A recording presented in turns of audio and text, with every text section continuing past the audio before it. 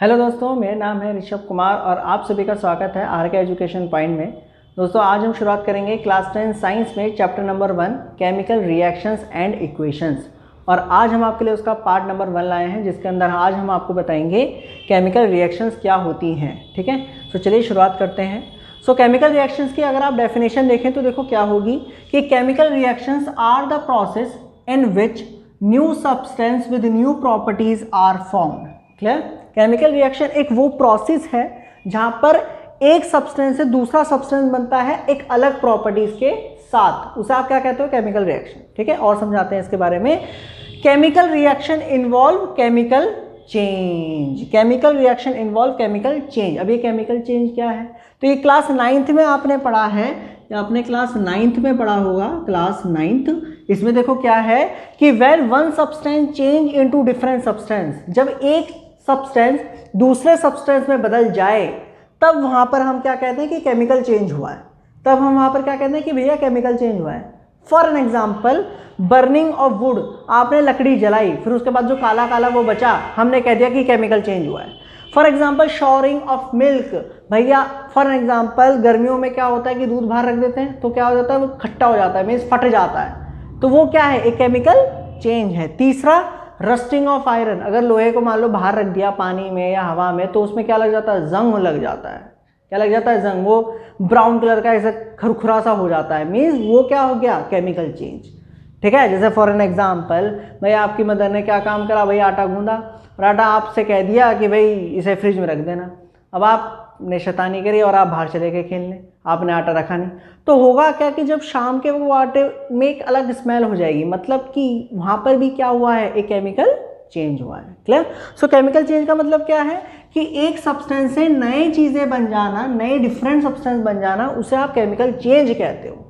Sir अभी तो आपने बताया केमिकल रिएक्शंस भी वही है, अभी आप बता रहे हो केमिकल चेंज भी वही है, दोनों में अंतर क्या है? तो दोनों में अंतर आपको यहाँ पर समझ में आएगा कि क्या अंतर है। Chemical change occur through process of chemical reaction, और ये इंपॉर्टेंट चीज है भाई। केमिकल चेंज हो रहा है, आपने कहा कि भैया जो दूध है वो फट गया, केमिकल चेंज हुआ। जो लोहा है उसमें जंग लग गया, केमिकल चेंज है। आपने लकड़ी जलाई, केमिकल चेंज है। ठीक, लेकिन ये चेंज किसकी वजह से हुआ? किस प्रोसेस के वजह से हुआ? उस प्रोसेस को केमिकल रिएक्शन कह रहे हैं। आया समझ में? नहीं आया? केमिकल चेंज किस प्रोसेस के थ्रू होता है? जिस प्रोसेस के थ्रू होता है उस प्रोसेस को केमिकल रिएक्शन कहते हैं। फॉर एन एग्जाम्पल, आपने लोहे को देखा, आपने कहा कि अरे तो जंग खा गया, आपने कहा कि भाई केमिकल चेंज हुआ। अब यहां पर सवाल उठाओ कि भाई केमिकल चेंज क्यों हुआ? केमिकल चेंज क्यों हुआ? अब इस क्यों का आंसर आपको कौन देगा? उसकी रिएक्शन, कि वहां पर कौन सी केमिकल रिएक्शन हुई है। समझ में आया? वहां पर कौन सी केमिकल रिएक्शन हुई है कि लोहे के साथ एनवायरनमेंट के क्या ऑक्सीजन जुड़ गए होंगे, जिसकी वजह से वहां पर कोई रिएक्शन हुई है। फॉर एन एग्जाम्पल, आपका दूध मान लीजिए फट गया और आपने कहा कि अरे भाई दूध फट गया, ये तो केमिकल चेंज है। अब यहां पर क्वेश्चन करो कि दूध क्यों फट गया? दूध क्यों फट गया? इसका आंसर कौन देगा? Chemical reaction. कि यहां पर केमिकल रिएक्शन कौन सी हुई थी? आपके आटे में स्मेल हो गई शाम के धूप में, मान लीजिए गर्मी के दिन थे और आपने दोपहर को आटा गूंदा और शाम तक उसे फ्रिज में रखा नहीं, उसमें स्मेल हो गई। अगेन क्वेश्चन पूछो, आपने कहा कि हाँ केमिकल चेंज तो हुआ है, बिल्कुल ठीक है, केमिकल चेंज तो हुआ है, लेकिन क्वेश्चन पूछो कि केमिकल चेंज क्यों हुआ है। उस क्वेश्चन का आंसर का आपको कौन देगा? कि केमिकल रिएक्शन। वहां पर कौन सी केमिकल रिएक्शन हुई है? इतनी बात क्लियर हुई? समझ में आया? Chemical change occur through process of chemical reaction. समझ में आया भाई? केमिकल चेंज क्यों हो रहा? केमिकल चेंज क्यों हो रहा है? Because of chemical reaction. कोई चीज हुई, कोई केमिकल रिएक्शन हुई होगी जिसकी वजह से वो चेंज आया। ठीक है, हम ऊपर ऊपर से देख लेते हैं कि अरे ये तो केमिकल चेंज, अरे ये तो केमिकल चेंज, अरे ये तो केमिकल चेंज। फिर अगर आप वहां पर एक क्वेश्चन खड़ा कर दो कि ये केमिकल चेंज क्यों आया, ये केमिकल चेंज क्यों आया, ये केमिकल चेंज क्यों आया, तो वहां पर उस क्वेश्चन का आंसर करने के लिए आपको एक केमिकल रिएक्शन लिखनी पड़ेगी कि यहां पर ये रिएक्शन हुई इसलिए ये चेंज आया, यहां पर ये रिएक्शन हुई इसलिए ये चेंज आया, यहां पर ये रिएक्शन हुई इसलिए यहां चेंज आया। क्लियर हुआ? समझ में आया? चलिए, अब बात करते हैं और थोड़ा समझाते हैं आपको केमिकल रिएक्शन का मतलब। इसको नोट कर लीजिए। चलिए, हाँ, सो केमिकल रिएक्शन की अगर हम बात करें तो मैंने आपको 2 पॉइंट बताए केमिकल रिएक्शन के। 2 पॉइंट आपको मैंने बताए कि chemical reactions are the process in which new substance with new properties are formed. दूसरा, केमिकल रिएक्शन कहाँ होगा, जहाँ पर केमिकल चेंज होगा। तीसरा पॉइंट जो देखिए जरा ध्यान से केमिकल रिएक्शन में, so in chemical reaction only rearrangement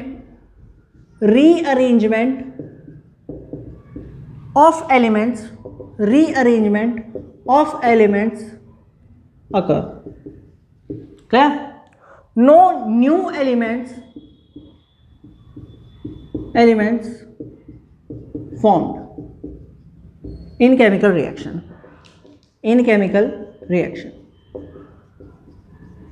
क्या मतलब हुआ इसका? मतलब ये हुआ कि अगर मान लो कोई केमिकल रिएक्शन हो रही है तो वहां पर सिर्फ एलिमेंट्स का अरेंजमेंट होगा, ये नहीं कि कोई नया एलिमेंट आ जाएगा। नहीं आया समझ में? मैं समझाता हूँ। भाई मान लीजिए ये एक कोई चीज़ है, मान लो कोई सब्सटेंस है, ये एक सब्सटेंस है AB। भाई जैसे पानी होता है, पानी क्या होता है H2O, तो ये रहा O, ये रहा H, ये रहा H, ऐसे करके, ठीक है, ये इसका स्ट्रक्चर हो गया। उसी तरीके से मान लो कोई सब्सटेंस है जिसके अंदर 2 एलिमेंट है, एक एलिमेंट A, एक एलिमेंट B। भाई एलिमेंट जानते हो ना क्या होते हैं, आयरन, ऑक्सीजन, सल्फर, अपना क्लोरीन, कार्बन, इन सब के एटम्स हैं। और ये क्या है, एक एलिमेंट है। क्या है? एलिमेंट है। भाई कार्बन अलग चीज़ है और अपना सल्फर अलग चीज़ है, तो ये दोनों क्या है, अलग अलग एलिमेंट्स हैं। 115 एलिमेंट्स हमारे पास हैं, जो पीरियोडिक टेबल आप देखते हो उनमें एलिमेंट्स रखे गए हैं, ठीक है। चलो, तो मान लो ये एक सब्सटेंस था, भाई बहुत सारे, ये आपका क्या था, सब्सटेंस था, और इसके अंदर क्या है, 2 एलिमेंट हैं A और B। मतलब ये इन 2 एलिमेंट से मिलके बना है। भाई जैसा आपका स्टील है, वो लोहा, पोहा, मना जाने किन किन एलिमेंट से मिलके बनता है। आप जानते हो ना, मेटल्स, सॉरी अलॉय क्या होते हैं, मेटल्स के वो होते हैं, अलग अलग मेटल्स को मिलके बनाए जाते हैं। उस तरीके से मान लो ये कोई सब्सटेंस है, इसके अंदर 2 एलिमेंट हैं A और B, और यहाँ पर मान लो एक और एलिमेंट आया C, यहाँ पर एक और एलिमेंट आया मान लो C, और इनके बीच में केमिकल रिएक्शन हुई। हमने कह दिया कि इनके बीच में केमिकल रिएक्शन हुई। तो केमिकल रिएक्शन का मतलब ये नहीं है कि यहाँ पर CD कोई दूसरा एलिमेंट आ जाएंगे। मतलब यहाँ पर A है, B है, C है, तो यहाँ पर ऐसा नहीं कि कोई और ही एलिमेंट आ जाएंगे कि भैया यहाँ पर सोना था और केमिकल रिएक्शन होके पानी बन गया, वहाँ पर H2O बन गया, और यहाँ पर गोल्ड था, यहाँ पर लोहा था और वहाँ पर मान लो भैया पानी निकल गया। ऐसा नहीं होगा। जो एलिमेंट है वो वहीं रहेंगे। फर्क क्या आएगा? फर्क क्या आएगा? उनके अरेंजमेंट का। वो रीअरेंज हो जाएंगे, जैसे कि ऐसे, कुछ इस तरीके से, ऐसे। देखो ध्यान से भाई, ये देखो एलिमेंट्स वही हैं, A B C, B A C, elements वही हैं, A B C, एलिमेंट्स वही हैं। फर्क कहाँ आया? सिर्फ उनके रीअरेंजमेंट का। देखो पहले B A से जुड़ रहा था तो अलग प्रॉपर्टी कर रहा था, अब B अकेला हो गया, वो C से जुड़ गया, अब इसकी प्रॉपर्टी, इनकी प्रॉपर्टी और इनकी प्रॉपर्टी अलग होगी, इनकी प्रॉपर्टी अलग होगी, लेकिन जो एलिमेंट्स हैं वो सेम रहते हैं केमिकल रिएक्शन में। याद रखिएगा, केमिकल रिएक्शन में एलिमेंट्स चेंज नहीं होते, कोई नया एलिमेंट नहीं बनता केमिकल रिएक्शन में, कोई नया एलिमेंट नहीं बनता केमिकल रिएक्शन में, एलिमेंट वही रहते हैं। सिर्फ अंतर क्या होता है? उनके अरेंजमेंट का, सिर्फ और सिर्फ अरेंजमेंट का। क्लियर? उनका सिर्फ अरेंजमेंट चेंज हो जाता है, ये मीनिंग है केमिकल रिएक्शन का। तो कम से कम आपको इतने पॉइंट क्लियर होने चाहिए। ये 3 पॉइंट मैंने आपको बताए केमिकल रिएक्शन के। पहला कि केमिकल रिएक्शन एक वो प्रोसेस है जहाँ पर नए सब्सटेंस बनते हैं जिनकी अलग प्रॉपर्टीज होती है पुराने वालों से। मतलब भाई इसकी, इनकी प्रॉपर्टी और इनकी प्रॉपर्टी अलग अलग होगी, ठीक है, इनकी अलग होगी, इनकी अलग होगी। भाई A B और B अलग प्रॉपर्टी होगी ना, C B अलग प्रॉपर्टी होगी, A B और A C अलग प्रॉपर्टी होगी। दिख रहा है यार, है ना, दिख रहा है, समझ में आया। दूसरा देखो क्या है, क्या बताया, केमिकल रिएक्शन में केमिकल चेंज होता है, इन्वॉल्व। क्लियर? केमिकल रिएक्शन में involve chemical change, chemical change भी मैंने आपको बता दिया। क्लियर? केमिकल चेंज किसकी वजह से होता है? Because of chemical reaction. इतना आया। चलो तीसरा मैंने आपको बड़ा इंपॉर्टेंट पॉइंट बताया कि in chemical reaction only rearrangement of elements occur, no new elements form in chemical reaction and this is the example. Clear हुआ? इन 3 बातों को मेरी याद रखिएगा केमिकल रिएक्शंस की। क्लियर? जल्दी से नोट कर लीजिए, फिर उसके बाद आपको बताते हैं कि रिएक्टेंट्स क्या होते हैं एंड प्रोडक्ट्स क्या होते हैं। ठीक है, नोट करिए जल्दी से। चलिए हटाएं, वीडियो को पॉज करके स्क्रीनशॉट ले लीजिए या फिर नोट कर लीजिए। चलिए हटा।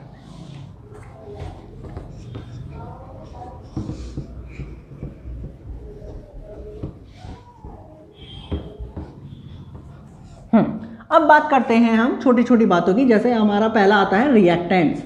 रिएक्टेंट्स क्या होते हैं? ठीक है, रिएक्टेंट देखिए क्या होते हैं और प्रोडक्ट क्या होते हैं। ठीक है, तो मैं एक आपको एग्जांपल देता हूँ यहाँ पर।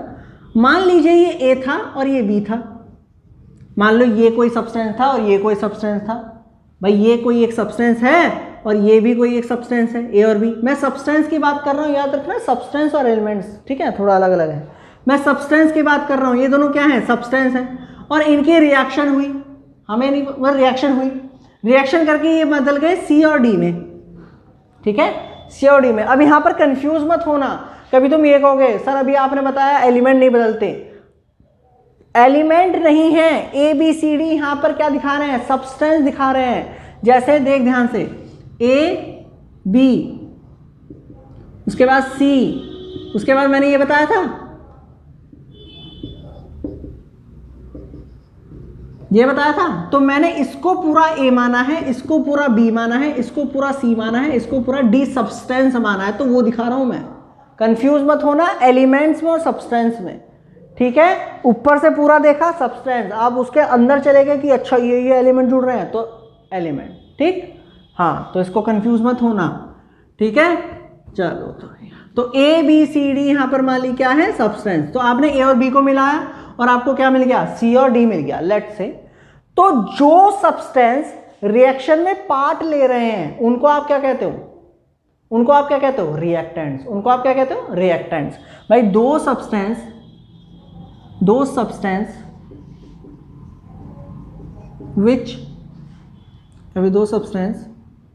Are participating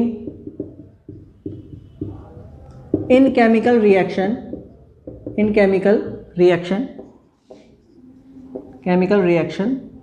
are called reactants। उनको आप क्या कहोगे? reactants।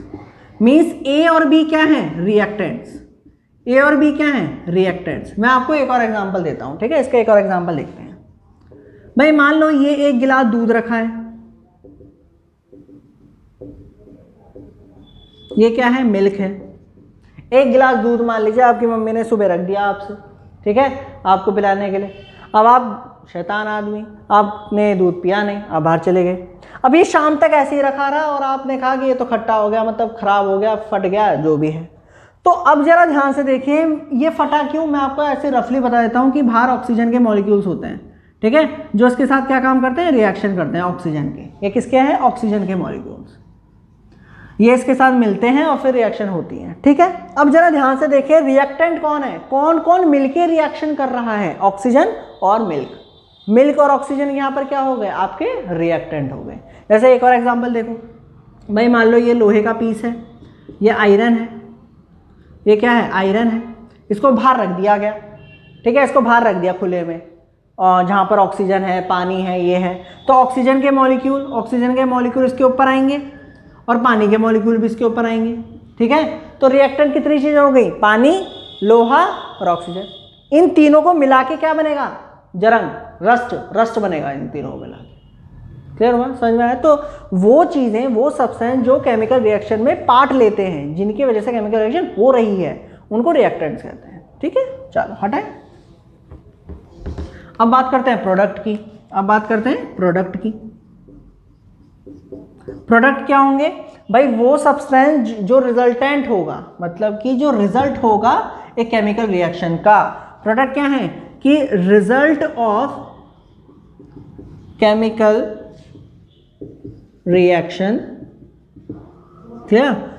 इसको ऐसे लिख देते हैं, एक सेकंड, इसको ऐसे लिख देते हैं, रुको, इसको ना ऐसे लिख देते हैं, resultant substance of chemical reaction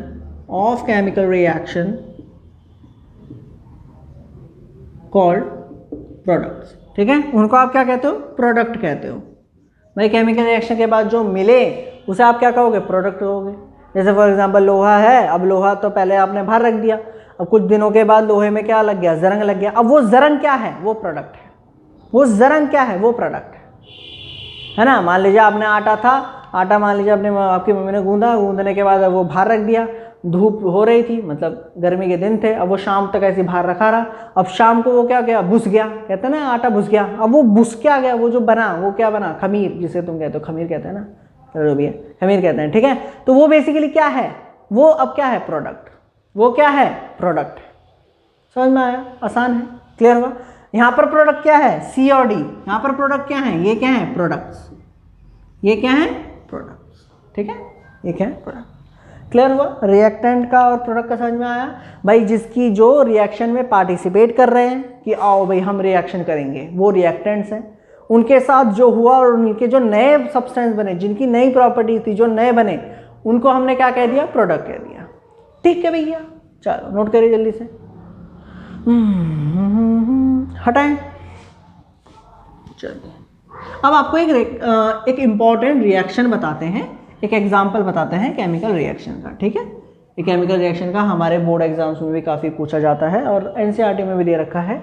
देखो ध्यान से, एक example of chemical reaction. Chemical reaction, ठीक है। तो देखो ये एग्जाम्पल देखो क्या है। एग्जाम्पल है कि मान लीजिए आप साइंस के लैब में गए, मान लो साइंस के लैब में गए और वहाँ पर आपको मैग्नीशियम रिबन मिला। तो सबसे पहले तो मैं आपको बता देता हूँ मैग्नीशियम क्या होता है। मैग्नीशियम एक मेटल है, ठीक है। मैग्नीशियम क्या होता है? एक मेटल होता है। और ये जो है बेसिकली, ये जो है ये सिल्वरी वाइट कलर का होता है।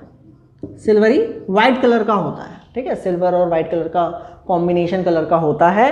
तीसरी चीज, ये साइंस लैब में प्रेजेंट होता है इन द फॉर्म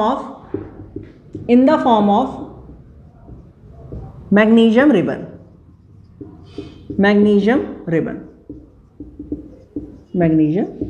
ठीक है, समझ में आया?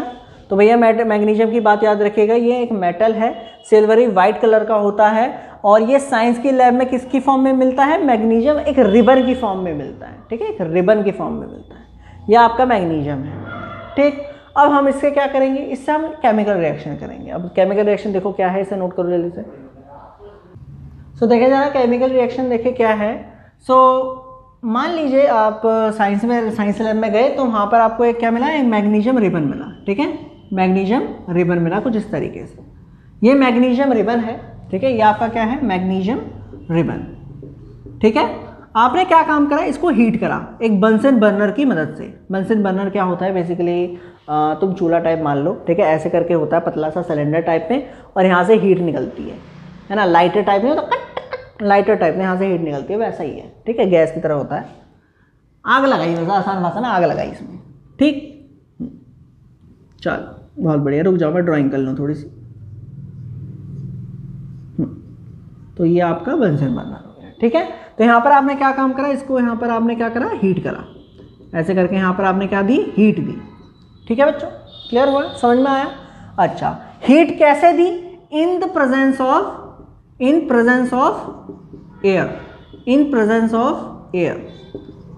एयर के प्रेजेंस में, मतलब कि बिल्कुल खुले में। ऐसे नहीं कि वैक्यूम के अंदर जाके हीट कर रहे हैं, बिल्कुल खुले में। भैया यहाँ पर ऐसे करके मान लो यहाँ पर बंसन बर्नर में आग लग रही थी, ऐसे मैं एक चिमटी से पकड़ के अपना मैग्नीशियम रिबन इसके ऊपर ऐसे लाया और इसको हल्का सा आग लगा दी, ठीक है। जब ये जलना शुरू कर दिया तो मैं इसको ऐसे लेकर गया और एक डिस्क के नीचे रख दिया, ठीक है। मान लो एक प्लेट है और इसके नीचे मैंने क्या रख दिया? अपना क्या रख दिया? ये मैग्नीशियम रिबन रख दिया ऐसे ऊपर करके, ठीक है। अब भाई आप भी जानते हो जब कोई भी चीज़ जलती है तो उसका चूरा निकलता है नीचे, मतलब जला हुआ पार्ट निकलता है। भाई मान लो तुमने पेपर जलाया तो काला काला नीचे गिर जाता है ना, तो ऐसे ये भी रिबन है। अब ये जलेगा तो इसका कुछ तो पाउडर नीचे गिरेगा, तो यहाँ पर वो पाउडर क्या होता है, नीचे गिरता रहता है, यहाँ इकट्ठा होता रहता है। ठीक है, ये इकट्ठा होता रहता है। समझ में आया? यहाँ तक कोई डाउट है क्या? तो देखो फिर से क्या काम करा हमने एक चिमटे से मैग्नीशियम रिबन पकड़ा और लेने के बाद उसको हल्का सा जलाया। जब वो जलना शुरू हो गया तो हमने एक प्लेट नीचे रख ली और उसको ऐसे उसको ऊपर रख दिया। अब धीरे धीरे वो जलता रहा और उसका एक जो चूरा है जलने के बाद जो वाइट पाउडर सा एक बना, वो उसके प्लेट के नीचे गिरता रहा। ठीक है, समझ में आया? और ये सब कुछ हम किसकी प्रेजेंस में कर रहे हैं? एयर की प्रेजेंस में कर रहे हैं, खुले में कर रहे हैं, बिल्कुल चौड़ के, छत्ती फाड़ के। ठीक, समझ में आया? क्लियर हुआ? बहुत बढ़िया। अब देखें ध्यान से, ये एक केमिकल रिएक्शन है। क्यों है सर जी? क्योंकि ये जो बना है यहाँ पर, ये वाइट पाउडर है, वाइट पाउडर ऑफ या फिर magnesium oxide which is MgO। ठीक है, ये आपका मैग्नीशियम ऑक्साइड है। ये आपका क्या है? Magnesium oxide. मतलब ये कि हमारे पास शुरुआत में क्या क्या था? मैग्नीशियम का रिबन था बस, और ऑक्सीजन थी। इन दोनों को मिला के हमने क्या बना दिया? एक केमिकल रिएक्शन, एक नई चीज बना दी, व्हाइट कलर का पाउडर, मीन्स मैग्नीशियम ऑक्साइड। ये पाउडर वो लगाने वाला नहीं है, मैग्नीशियम ऑक्साइड बन गया, अलग चीज है इसकी। ठीक है, क्लियर हुआ? समझ में आया? देखो ये केमिकल रिएक्शन तो हुई, तो मतलब इसको मैं कैसे लिखूं? इसको मैं देखो ऐसे लिखूंगा कि मैग्नीशियम था हमारे पास, मैग्नीशियम कहां से मिला? रिबन से मिल गया, प्लस हमने ऑक्सीजन की प्रेजेंस में, ये ऑक्सीजन कहां से मिली? एयर से मिल गई। ऑक्सीजन लिख देता हूं, ठीक है, ऑक्सीजन। और हमने हीट करा। अब सवाल ये आता है कि सर जी हीट क्यों कर रहे हो आप? तो हीट हम इसलिए कर रहे हैं कि जिनसे ये दोनों क्या कर जाए? रिएक्ट कर जाए। ठीक है भाई, ऐसे ऐसे रखे हैं तो रिएक्शन नहीं होती। हीट हम बेसिकली क्यों देते हैं केमिस्ट्री में? कि हीट केमिकल रिएक्शन हो जाए, इसलिए हम हीट देते हैं।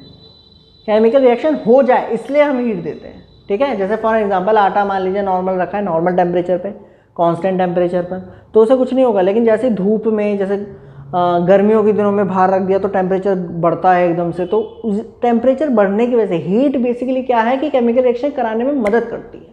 बस इतना अंतर है। ठीक है, तो हीट हमने क्यों करी? जिससे मैग्नीशियम ऑक्सीजन मिक्स हो जाए, कंबाइन कर जाए और केमिकल रिएक्शन दे दें। तो इन दोनों की रिएक्शन हुई और हमें क्या मिला? मैग्नीशियम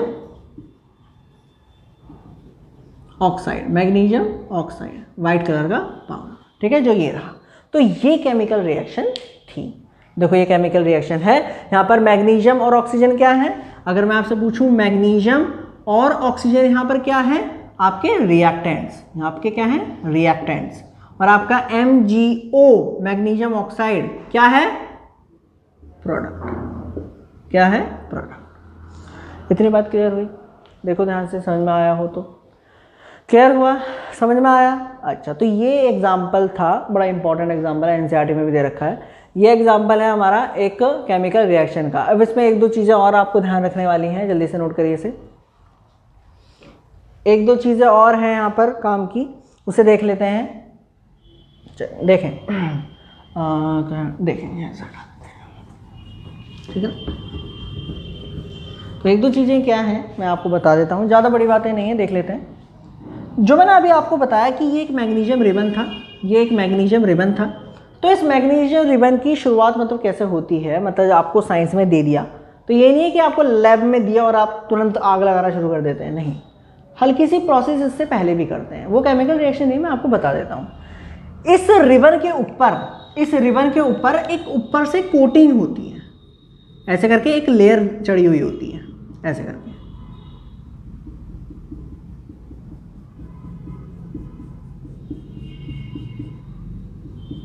ऐसे करके एक लेयर चढ़ी होती है, एक कोटिंग होती है। मतलब कि ये कोटिंग किसकी होती है?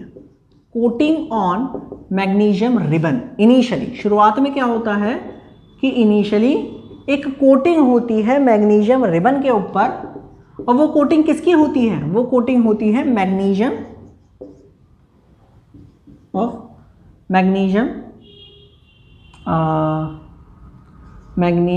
कार्बोनेट की। ठीक है, मैग्नीशियम कार्बोनेट की। ये मैग्नीशियम कार्बोनेट है, मैग्नीशियम कार्बोनेट, ठीक है। लेकिन हमें तो मैग्नीशियम चाहिए, हमें तो ये रिएक्शन करनी है ना, मैग्नीशियम कार्बोनेट छोड़ना चाहिए।